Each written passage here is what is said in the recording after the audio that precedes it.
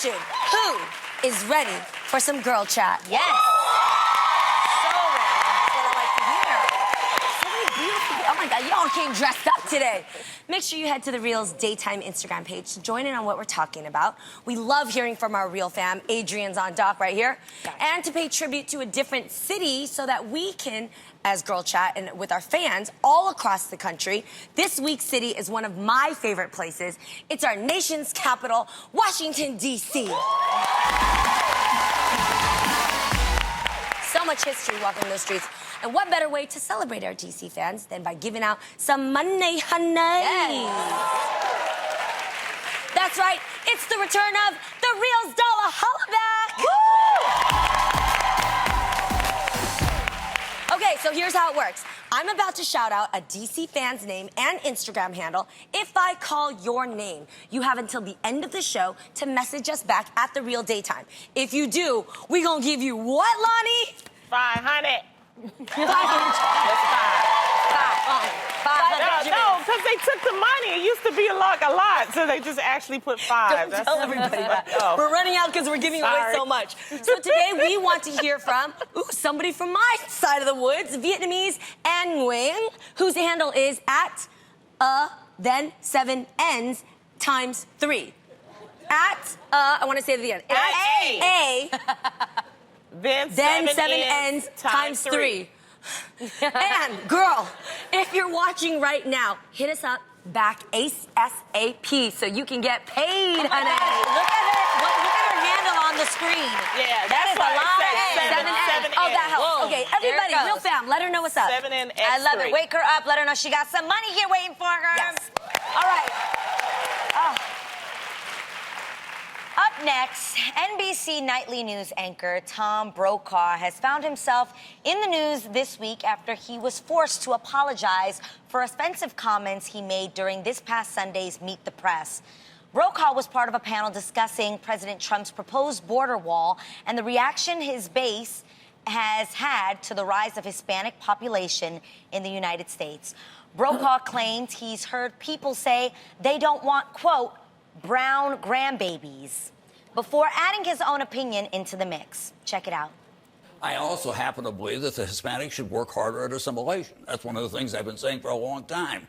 You know, that they ought not to be just codified in their communities, but make sure that all of their kids are learning to speak English and that they feel comfortable in the communities. And that's going to take outreach on both sides, frankly. A spokesperson for NBC called Brokaw's comments inaccurate and inappropriate, with others calling out NBC directly to improve diversity in their bookings. In a series of apology tweets, Brokaw said, in part, I feel terrible. A part of my comments on Hispanics offended some members of that proud culture. I am sorry. I never intended to disparage any segment of our rich, diverse society, which defines who we are. Wow. I think that's real cute to say now, but I think you meant exactly what you said when you were speaking earlier.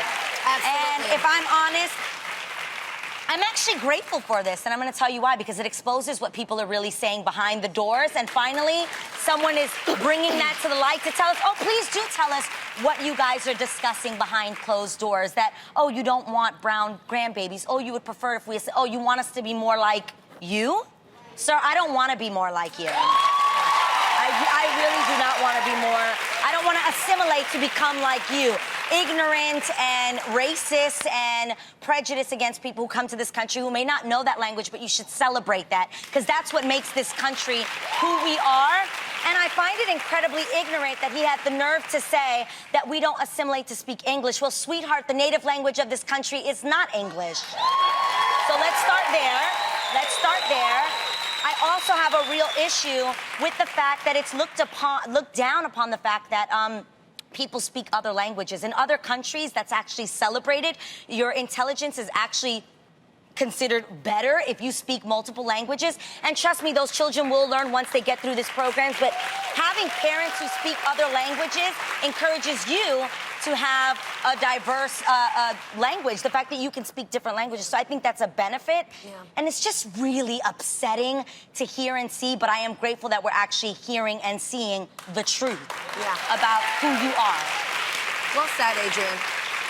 I think the most alarming part of what he said was, I've been saying this for years. Yeah. That part. Like, he's been thinking that for a long time. So, yes, when God shines light on what's been in the dark, it's about to clean some house. And so this is good in that. Yeah, in that you part, shine light on what these people are saying. Because let's remember, we're not talking about like a Joe Schmo who has just been out here and we just learned about him. This is Tom Brokaw. This is a global face who still thinks this way. And this is an example of what we're dealing with when it comes to people who make legislative decisions. Like, this is exactly what we need to crack down on. And for me, this hurts so much because my parents who immigrated here worked so hard to make sure that I don't lose the blood that I came from. That I add what America should know about Asian Americans, or at least my Vietnamese culture. So I didn't speak English at all until I was in first grade. I learned through Sesame Street because I had to at some point to coexist. So did I. And right, and so that to me, like, because when I sit here and we here have a show, because can you imagine if we were all the one same-minded person that assimilated to be like Americans? Like, we have so much color that we add to the conversation because of our different experiences. Thank God for our parents to not water that down. I just can't imagine that this is really how people view Latinos. And I always wonder, like, if people were speaking French, would that be considered like degraded? Like, oh, they're speaking French. No, it's looked upon as like, oh, you're European, you're so fancy, right? But if you speak Spanish, it's looked upon like, ugh, so like, and that's so hurtful. You know, my dad speaks Spanish. He doesn't speak English, and he's been here for a very long time. But it's because of him that I'm bilingual, and I'm grateful for that. Yeah. You know? I mean, when you do travel to other countries, you know, they know like 2, 3, 4, 7. 4 different languages. Yeah. That is a part of, you know, their culture. And what stood out to me was, you know, he talked about having interracial relationships and brown babies, like that was a bad thing. You know, I gotta give a shout out to my mother-in-law, Judy Housley. I tell you, I got a brown baby. Her name is Araya Housley. And seeing my mother-in-law, who is my husband's mother, so obviously she's Caucasian, hold that baby, love that baby, and love every bit about her, her brown eyes, her brown hair, her brown skin. That, I think, is what America, you know, is about. Yes. And the reality is, I've spoke about this before, the National Geographic said, by the year 2050, sweetie, everyone is gonna be mixed. Yeah. You can Get just ready. look at this table right here. You're with a black man. You're with a white man. You're with I think a black man. That's right to say right now. I'm with a white man. Who cares? Who cares? And the wording of they're afraid. They're afraid of brown grandbabies. Lonnie, what do they have to be afraid of? Nothing. Well, like, what's the afraid there's part? not much left to say. That's why I'm not saying anything. So for everybody to say, Lonnie's not saying, because there's not much left to say. You get it. Yeah. I mean, you guys covered everything. You know, most second and third generation Hispanic either speak English or they're bilingual. The thing is, what we're living in times now that when someone says something, you can instantly rebuttal it through Twitter, through IG, and I'm just proud of this country because I hope that you take this, because people are now having discussions about this. This is what's going to make us closer as a country, by discussing and talking about it. That's all that can be said. And that's important to say. Well, a lot of people are taking offense to a story the Washington Post reported on this week regarding famed lifestyle guru B. Smith. B, who many call the Black Martha Stewart, was diagnosed with Alzheimer's in 2013 and is currently being cared for in her New York home by her husband, Dan Gasby. However, people are upset that Dan is caring for another woman, his girlfriend, Alex. Dan met Alex in 2017 and announced their relationship on social media with the hashtag #WhyLie. Alex even has her own room in Dan and B's house. As you can expect, Dan and Alex's relationship has come under intense scrutiny from B's fans, with many claiming that Alex's lifestyle is being funded by B's fortune and that you shouldn't bring your mistress into the same home as your wife before she's even gone. So, ladies, do you think this companionship is controversial? Before we go through that, I want to explain who B. Smith is for some people that don't know. She was a very vibrant model. Yes. She had a restaurant in New York City. Delicious. She had a cable show. She had a lifestyle brand. She has money. She was very successful. Now she has, unfortunately, Alzheimer's. And a lot of women, and I'm just going to keep it real, a lot of women are mad because this woman is white. I don't care if she's white, black, or green. Okay? I want to make that totally known. That's not the point. That's if not that's the what point. you're upset about, Move on. The point is, yes, on one hand, I'm torn. That's what I'm saying. I'm torn between this because, one, I understand that she is sick and she's no longer the person that she used to be, but you made vows. Yeah. And the thing is, because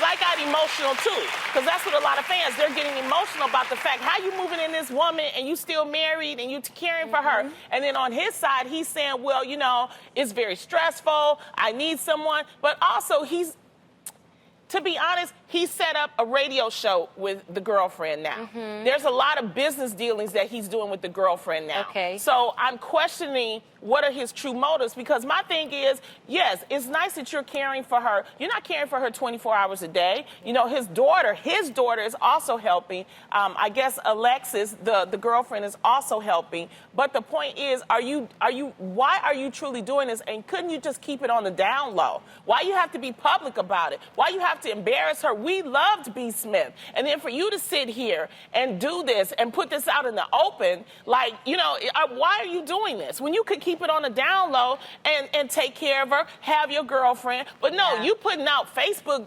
posts like and you're talking about people and defending people. And it's like, this woman, it's like if something happened to one of us and your fans speak up for you.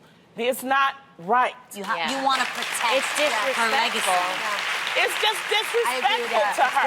And I think that's what a lot of people are feeling, that it's disrespectful. You say death till you part through sickness and in health. Don't take a vow if you don't mean it. Lonnie, I completely agree with what you're saying. And I think the part especially about in sickness and in health, I even think for some of you that may say, well, he deserves to be happy. He still has life to live, and that's unfair to expect him to be unhappy or not to find love. Number one, these are conversations you have to have while you're married or before you get married. What do we do in situations like this? No one can predict what's going to happen in the future, but it's smart to have these kind of conversations. Yes. I've had them with my husband of, God forbid something was to happen to me, would you want me to marry on, or what would you, right? They're real honest conversations. So that's one. So number two, if he were to move on in his life and still find happiness, which he deserves, everybody deserves to be happy, you still protect your wife's legacy. You're respectful to the marriage that was at some point. And that's what I totally get, that there is a way to do this without embarrassing her, even the photos. Yeah. Like, you have to think, if you knew your wife, is this what I would want people to see her look like if she went out? I'm going to be honest, there is a difference. Yeah. And there is a way to protect someone's privacy when they're going through something like that. And everything doesn't have to be public. You don't have to say she was living in the house. Just be quiet, dude. We don't want to know about that. And most of all, though, just even if he doesn't agree with the definition of marriage, marriage at the end of the day was intended to be between two people. Yes. So when you then make it convenient to yourself to redefine what that means, to then get whatever it is your motives are out there, you then are breaking what that marriage actually means to you. Because I don't know somebody who can say, my husband is sleeping with another woman. I can't, you know what I mean? It happens, though. And he can, but allowing it to be consensual, that's the part. The difference. That's she's the part not that consenting hurts. of this. Yes, and he can take care of her. He can literally tell her, I'm going to divorce you, or we are going to get a divorce, so that I can still take care of you under the right umbrella, because I am dishonoring you by calling myself your husband and having another woman a part of the picture as that she doesn't even know Let's about. not forget the fact that she has Alzheimer's. Let's not forget that there's an fact. abuse there too. There's there is. And also, you know, when you're dealing with a person who has Alzheimer's, you know, sometimes they can't remember things, you know. So I'm thinking about, what has he told her? What has he told her who that woman is? Because there may be times where she's like, oh, yeah, that's your girlfriend. And then maybe times like, who the hell is this? I thought we were still married. So I think it's 100% disrespectful. You're married. It's till death do us part, period.